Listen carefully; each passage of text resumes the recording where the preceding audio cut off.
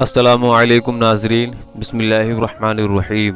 واقعہ ایک ایسے گنہگار انسان کا جس نے اپنی زندگی میں 100 لوگوں کا قتل کیا۔ بخاری مسلم حدیث شریف میں بنی اسرائیل کے ایک قاتل کا واقعہ نقل کیا گیا ہے۔ حضور اکرم صلی اللہ علیہ وسلم اللہ کے یہاں توبہ کے قبول ہونے کے متعلق صحابہ کرام کے سامنے بنی اسرائیل کے ایک قاتل کا نہایت خوبصورت اور ایمان افروز واقعہ بیان فرمایا کہ بنی اسرائیل میں ایک شخص چوری ڈکیتی اور قتل میں بہت مشہور تھا۔ وہ بہت معمولی بات پر کسی کو بھی قتل کر دیتا تھا۔ قتل ہوتے ہوتے اس کے ہاتھ سے کم 99 لوگوں کا قتل ہو چکا تھا۔ ایک دن اس کے دل میں یہ احساس پیدا ہوا کہ مجھے بھی ایک دن مر کے اللہ رب العزت کے پاس جانا ہے۔ یہ سوچ سوچ کے اس کی فکر بڑھتی جا رہی تھی۔ وہ لوگوں سے معلومات کرتے ہوئے ادھر ادھر پھرنے لگا کہ کیا میری توبہ اللہ کی بارگاہ میں قبول ہو سکتی ہے یا نہیں۔ اسے کسی عالم شخص سے ملاقات کرنے کی فکر ہوئی کہ کسی عالم شخص سے پوچھا جائے کہ کیا کسی ایسے شخص کی توبہ قبول ہو سکتی ہے۔ لوگوں نے ایک شخص کے پاس جانے کا مشورہ دیا تو اس شخص نے اس آدمی کے پاس جا کر مشورہ لیا کہ کیا میری توبہ قبول ہو سکتی ہے یا میری مغفرت ہو سکتی ہے، کیونکہ میں نے 99 لوگوں کی جان لی ہے۔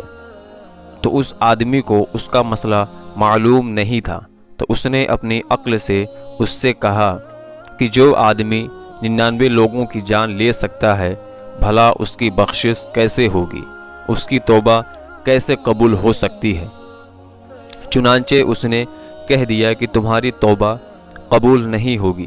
تو اس شخص نے اسے غصے میں آ کر قتل کر کے 100 پورے کر دیے کہ جب میری توبہ قبول ہی نہیں ہوگی تو کیوں نہ تجھے بھی قتل کر کے 100 قتل پورے کر لوں۔ چنانچہ اس نے اسے بھی قتل کر دیا، مگر اس کے دل میں ایک آس باقی رہا کہ میری مغفرت کا کوئی نہ کوئی راستہ ضرور ہوگا۔ اس لیے اس نے لوگوں سے پھر معلومات کا سلسلہ شروع کر دیا کہ اس زمین پر سب سے بڑا عالم کون ہے، اس سے جا کر معلوم کروں گا، وہی صحیح مسئلہ بتا سکتا ہے۔ آخر لوگوں نے اسے بتایا کہ اس جگہ پر ایک عالم رہتا ہے، اس سے جا کر معلوم کرو۔ چنانچہ اس نے اس عالم سے جا کر اپنی زندگی کی کہانی سنائی کہ اس نے کیسے 100 آدمیوں کو قتل کیا ہے۔ سارا کارنامہ سنا کر معلوم کیا کہ اب بتائیے کہ میری توبہ قبول ہوگی یا نہیں۔ کیا اللہ رب العزت کے یہاں مجھ جیسے گنہگار لوگوں کے لیے بھی مغفرت کا کوئی ٹھکانہ ہے یا نہیں؟ کیونکہ اس عالم صاحب کو علم تھا، اس لیے انہوں نے بتایا کہ تمہارے گناہ معاف کرنے میں اللہ تعالیٰ کے یہاں ایک رکاوٹ ہے۔ اللہ تعالیٰ کی رحمت کا سمندر تم جیسے گناہگاروں کے گناہوں سے بہت بڑا اور بہت وسیع ہے۔ چنانچہ اس عالم صاحب نے مشورہ دیا کہ تم ایک جگہ سفر کر کے جاؤ، وہاں کچھ اللہ رب العزت کے نیک بندے رہتے ہیں، ان کا کام صرف اللہ رب العزت کی عبادت ہے۔ ان کے ساتھ مل کر اللہ کی عبادت کرو اور رو رو کر اللہ سے معافی مانگو، اللہ نے چاہا تو تمہاری مغفرت ہو جائے گی۔ چنانچہ وہ گنہگار آدمی ان نیک لوگوں کی بستی کی طرف چل دیا۔ جب اس شخص نے آدھا راستہ طے کر لیا تھا، اسی وقت ملک الموت آ گئے اور اسی راستے میں اس کی موت ہو گئی۔ اب اس کی روح کو لے جانے کا مسئلہ کھڑا ہو گیا۔ آسمانوں سے رحمت کے فرشتے بھی آئے اور عذاب کے فرشتے بھی۔ رحمت کے فرشتے کہنے لگے کہ اس کی روح کو لے جانے کا حق صرف ہم کو ہے، وہ اس لیے کہ یہ سچے دل سے توبہ کر کے عبادت کے لیے جا رہا تھا۔ اور عذاب کے فرشتے کہنے لگے کہ اس کی روح کو لے جانے کا حق صرف ہم کو ہے، کیونکہ اس شخص نے اپنی زندگی میں کبھی کوئی نیک کام نہیں کیا ہے، پوری زندگی گناہوں میں گزارا ہے۔ اسی دوران آسمانوں سے آدمی کی شکل کا ایک فرشتہ آیا۔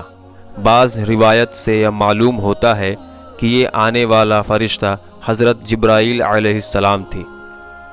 چنانچہ اس فرشتے نے تشریف لا کر دونوں طرف کے فرشتوں کے درمیان یہ فیصلہ کیا کہ دونوں طرف کی مسافات کو ناپ کر کے دیکھ لو کہ جہاں سے آ رہا تھا وہاں کی مسافات قریب ہے یا جہاں جا رہا تھا وہاں کی مسافات قریب ہے۔ لہٰذا جہاں کی مسافات قریب ہوگی اس شخص کو وہاں کے لوگوں میں شمار کر دیا جائے گا۔ چنانچہ دونوں طرف کی زمین کو ناپ پر دیکھا گیا تو جہاں جا رہا تھا وہاں کی مسافات جہاں سے آ رہا تھا وہاں کی مسافات کے مقابلے میں صرف ایک بالش ہی قریب تھا۔ چنانچہ یہ فیصلہ ہوا کہ یہ مقام عبادت کے قریب ہے، اس لیے رحمت کے فرشتوں کا اس کی روح کو لے جانے کا حق ہے۔ چنانچہ اللہ رب العزت کی طرف سے اس کی مغفرت کا اعلان ہو گیا۔ ایک روایت میں آتا ہے کہ جب اس شخص کے پاس ملک الموت آئے تو وہ شخص سینے کے بل زمین کی طرف گھسیٹتا گیا تھا۔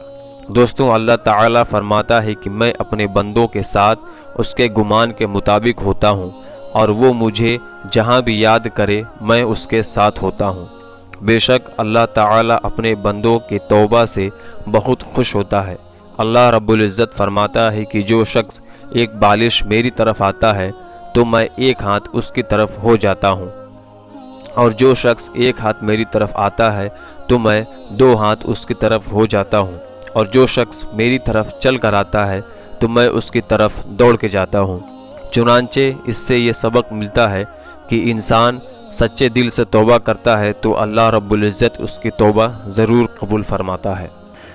میرے عزیز دوستوں، مایوسی گناہ ہے اور شیطان انسان کے دل میں مایوسی پیدا کرتا ہے۔ ہمیں اللہ تعالیٰ کی رحمت سے مایوس نہیں ہونا چاہیے، ہمیں اپنے گناہوں کی توبہ کرنی چاہیے، ہمیں اللہ تبارک و تعالیٰ کی رحمت کی امید رکھ کے سچے دل سے توبہ کرنی چاہیے۔